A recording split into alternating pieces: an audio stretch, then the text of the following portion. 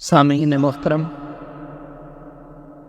جب بندہ اکابرین نے امت کے اوپر سے اعتماد اپنا اٹھا لیتا ہے، پھر وہ طرح طرح کی نئی تحقیقیں، نئی باتوں کے اندر پھنس جاتا ہے۔ کبھی کوئی فتویٰ، کبھی کوئی فتویٰ، کبھی کسی بات نئی کے اوپر کوئی بات، کبھی کوئی بات۔ اسی طرح یہ آج کی جو بات ہے، یہ طالب الرحمن صاحب کیا کہہ رہے ہیں، یہ ذرا آپ اپنی آنکھوں سے، اپنے کانوں سے سن لیجیے۔ دیا قرآن سے گدھے کا گوشت اہل حدیث وہابیوں کے نزدیک حلال ہے۔ گدھا قرآن کی روح سے حلال ہے اور اس کی قربانی بھی جائز ہے، اور اس دفعہ اہل حدیث علماء گائے بیل کی جگہ گدھے کی قربانی کریں گے۔ یہ سامعین، پہلی بات طالب الرحمن صاحب کی کہتا ہے کہ اہل حدیث کے ہاں گدھا بالکل حلال ہے اور اسی طرح اس کی قربانی بھی جائز ہے۔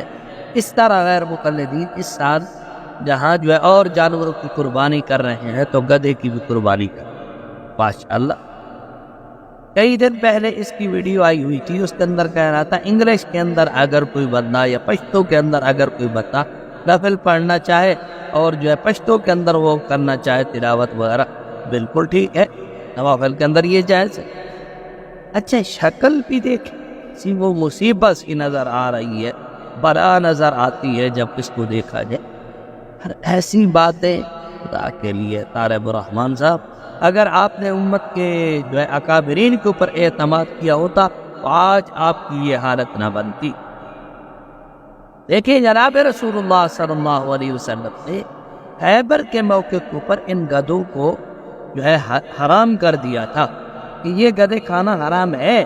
پہلے دور کے اندر یہ جائز تھے، خیبر کے موقع کے اوپر جناب رسول اللہ صلی اللہ علیہ وسلم نے ان کو حرام قرار دیا، اور ساتھ ساتھ جو سالن پکے ہوئے تھے، ہڈیاں ابھر رہی تھی، ان سے بھی آپ صلی اللہ علیہ وسلم نے اٹھوا دیا۔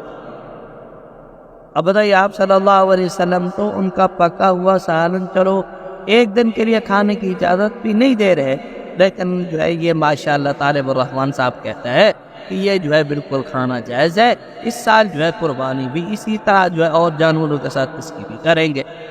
اچھا، ایک اور مزے کی بات یہ ہے کہ ان کے ہاں غیر مقلدین کے ہاں یہ ہے جو 7 اعضاء جانور کے اندر سے جو ہے نہیں کھائے جاتے، پتا وغیرہ ہو گیا، شرمگاہیں ہو گئی، وہ جو ہے نہیں کھائی جاتے، ان کے ہاں یہ بھی حلال ہے۔